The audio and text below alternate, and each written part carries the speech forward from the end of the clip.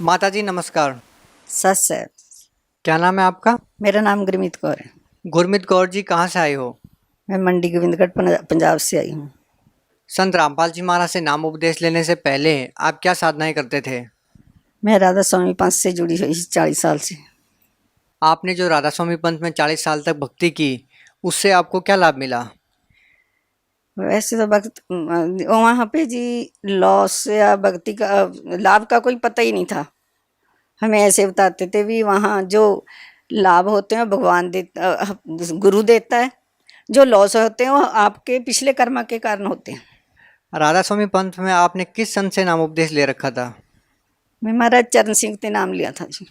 उन्होंने क्या भक्ति साधना बताई? उन्होंने 5 शब्द का नाम दिया था जी। ज्योतिरंजन, ओंकार, अरंकार, सुअंग, सतना। तो फिर आप संत रामपाल जी महाराज जी की शरण में कैसे आए? हमें बहुत दुखी से उधर राधा स्वामी पंथ में जब थे, हमारा बेटा बीमार हो गया। छोटा एक और बेटा था मेरा, बहुत बीमार हो गया, उसको कैंसर हो गया। उसकी बहुत दवाई चली, हमारा मकान बिक गया, हमारी दुकान बिक गई। हमारे इतने लॉस होते गए भी, हमें बहुत दुखी थे, अंदर बड़ बड़ रोते थे, पर हमारी कोई सुनता नहीं था। वहाँ पे जाते थे जो कहते थे भी गुरुजी के उनको जाके मिलना है संतां से, कोई मिलने नहीं देता था। जो मिलते थे तो पूछते थे भी क्या करना है आपने उनसे मिल के। फिर वो बोलते थे, हमें कहते थे भी हमारा बेटा बीमार है, हमें उसके बारे में बात करनी है संतां से। तो वो कहते थे तुम्हारा ठेका ले रखा है संतां ने, बाबा जी ने आपका ठेका ले रखा है, आप पिछले कर्म के दुख भोगने ही पड़ेंगे, हंस के भोगो या रो के। फिर वहाँ से हमें बहुत दुखी हुए। फिर हमारे बेटे की डेथ भी होगी, वो चले गया और सभी कुछ हमारा लूट पुट गया। बिल्कुल हमें इतने दुखी हो गए कि अंदर बड़बड़ रोते थे। हमारी कोई बात भी नहीं पूछता था। जे कोई हमारे रिश्तेदार भी आने थे हट गए थे, हमारे वो सत्संगी भाई भी आने थे हट गए थे। तो फिर आपने संत रामपाल जी महाराज से नाम उपदेश कैसे लिया? हमारे वहाँ पे एक रमेश दास भगत जी हैं, उन्होंने हमको क्या भी इतने अंकल जी बीमार, हमारे घर वाले के भगत जी के गुर्दे खराब हो गए थे। उन्होंने बोला भी अंकल जी को वहाँ पे लेके जाओ। हमें वहाँ पे ब्यास में इतना विश्वास था, उसी को दुख में भी हमें यही कहते थे भी यही पूरा गुरु है। हमें पूरे अधूरे का जब कोई पता नहीं था, उन्होंने हमें ज्ञान गंगा दी। मैंने ज्ञान गंगा पढ़ी, ज्ञान गंगा पढ़ के मैंने सृष्टि रचना जब पढ़ी, तब मैं उसको पढ़ के दंग रह गई। तो मैंने कहा भी सुना, जब किताब से देखा, मैंने ऐसा सोचा भी ऐसे भी कोई और भगवान होता है। तब मैं मनोमनी अपने मन में सोचने लगी, परमात्मा से प्रार्थना की, ये परमात्मा ये तो सच्चा है, तब हमको भी वहाँ पे लेके जा। पर मैं ऐसे भी करती थी, मेरे को ऐसे न कोई कहे भी राधा स्वामी पंथ को छोड़कर उधर चली गई। मैं कुछ छुपना भी चाहती थी, पर परमात्मा को ढूंढना भी चाहती थी। ऐसे हम परमात्मा की शरण में उनके कहते आए। देखिए, आप 40 साल से राधा स्वामी पंथ में भक्ति कर रहे थे, उसके बावजूद आपके कष्टों का निवारण नहीं हुआ। तो क्या संत रामपाल जी महाराज से नाम दीक्षा लेने के बाद आपके सारे कष्ट दूर हो गए? लाभ तो हमें बेटा आते ही हमारे भगत जी जो बीमार थे, हमें उनको लेके आए, व्हील चेयर पे लेके आए थे। जब हम आए व्हील चेयर पे लेके, उन्होंने रोटी कितने दिन हो गए खाते नहीं थे, उनका लीवर भी ख़राब था। फिर उन्होंने आते ही पहले तो 3-4 रोटी खाई, खाना खाया। तो जब हम चले गए वहाँ से आशीर्वाद लिया, नाम लिया, फिर परमात्मा ने हमें आशीर्वाद दिया। उनको भी बोला भी आप काल की भक्ति करते थे, हमें भी बोला बेटा आप जहाँ भक्ति करते थे, हमने बोला हमें उस पंथ से जुड़े हुए थे।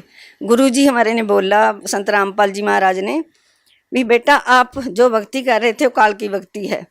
हमें फिर भी लगा भी हम वो तो बहुत ऊंचा सुच्चा गुरु है, हमें ऐसे ही लगता रहा भी ये तो वैसे कहते हैं गुरुजी हमें। पर जब हमने आशीर्वाद दिया गुरुजी से आशीर्वाद लिया, गुरुजी के दर्शन किए, जब पहली बार मेरे सिर पे गुरुजी ने हाथ रखा, मैं आप भगत जी मानोगे नहीं, मेरा सारा सीना या मेरा शरीर सारा शीतल हो गया। मैं ऐसे सोचती थी भी मेरा इतना ठंडा ठार कैसे हो गया। यहाँ पे फिर मेरे एक गुरबानी की तुक याद आई। देखा भी हमें यह ना किसी संत की बाणी पढ़ते थे, हम शब्द भी बोलते थे, वह वहाँ वहाँ पे देखा भी, वो बोलते थे वाणी में, शीतल चंदन चंद्रमा तैसे शीतल संत, तैसे शीतल संत जगत की ताप बुझावे, जे कोई आवे जरत मदर मुख वचन सुनावे। उधर तो हमें पढ़ते थे, पर इधर जब हमारे सिर पे गुरुजी ने हाथ रखा, ओहो, ऐसे लगा भी ये संत तो वो ही हैं जो ये शब्द पढ़ते थे, तो इसने तो मुझे ठार दिया। थे उससे मुझे थोड़ा सा यकीन हुआ भी हाँ, ये परमात्मा सही है। बहुत बाणी तो मैं पढ़ती थी, शब्द भी पढ़ते होते थे हम, तो जैसे ये लगता था भी वो परमात्मा निराकार है। इधर गुरुजी के सत्संग सुने, गुरुजी ने बोला भी वो आकार में है, सह शरीर है, उसका नाम कबीर है। तो धीरे धीरे हमें वो ज्ञान घटता गया। हमारे घर वाले ठीक, भगत जी ठीक हुए तो ये व्हील चेयर पे गए थे पहले दिन, दूसरी बारी 1 हफ्ते के बाद गए, ये तुर के गए थे, बहुत नाजुक हालत थी। और बहुत से लाभ हुए जो मैं उनको इनक्वायरी करती रही। मुझे ऐसे होता भी मैं ऐसे सोचती सी भी है तो चलो होता ही होगा, हमारे कर्मा में होगा। पर हमारे जो जोत, जहाँ पे जोत लगाते थे हम, वहाँ पे मेरे एक बारी मैं देखा, मैंने 10,000 रुपया पड़ा। मैं सोचती थी भी हमारे घर की स्थिति ऐसी है भी मैं कैसे सेवा दूँ अपने गुरु को।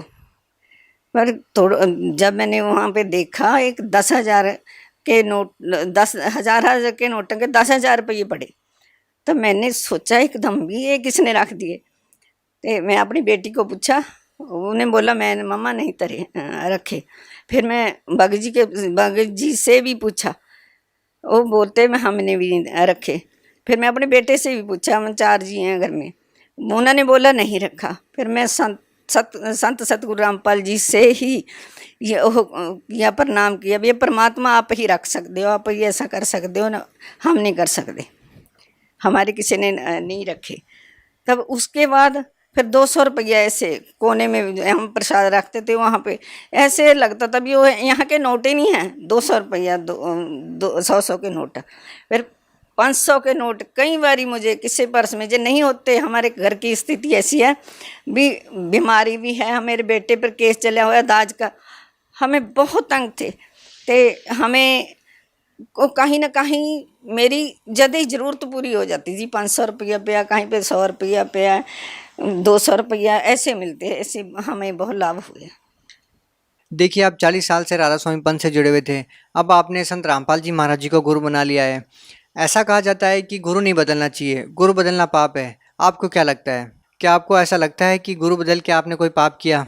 नहीं, हमने कोई पाप नहीं किया। मैं तो आपको खुशकिस्मत समझती हूँ, हमारे सतगुरु ने, संत रामपाल जी महाराज ने हमको ढूंढ लिया। हम नरक में पड़े थे, हमको नरक में पड़े हुए मेरे परमात्मा आके मुझे मिल गए, मुझे चिक्कड़ में से उठा लिया। मैं 40 साल से चिक्कड़ में पड़ी थी, मैं वहाँ पे रोती भी थी। मैं इतनी भक्ति करती थी, आप मानोगे नहीं, मैं सारी सारी रात उनका भजन करती थी, सारी रात भजन में बैठी रहती थी। 5 बजे या 4 बजे सुबह उठती थी, धरती पे बैठी चौकड़ी बजी हुई। तो मुझे कोई फायदा नहीं हुआ, दिन पर दिन यही मुसीबतें हमारे घर पे आती गई। संत रामपाल जी महाराज अपने श्रद्धालुओं को नाम दीक्षा देने से पहले कुछ नियम बताते हैं, वो नियम कौन कौन से हैं? वो नेम तो ऐसे कुछ नहीं है सर, भी हमें तो कोई औखे भी नहीं लगते कि दाज लेना, दाज देना, ये गुरुजी बताते, मना करते हैं। ते और किसी के गुरु परमात्मा बिना, कबीर साहब बिना कोई किसी की पूजा नहीं करनी। जो करनी है तो कबीर परमात्मा की जोत लगानी है।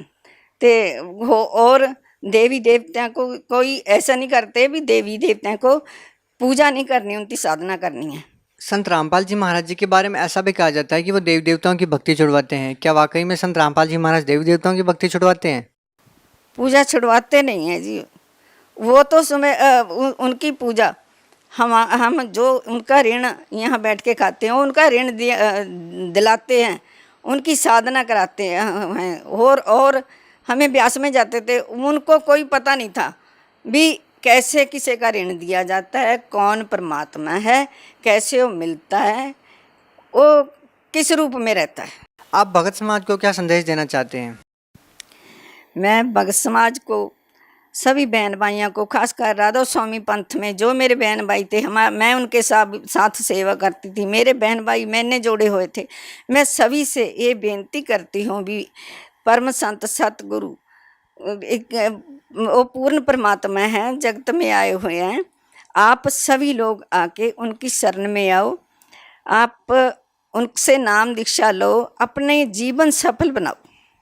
बहुत बहुत धन्यवाद आपका। सत साहिब जी।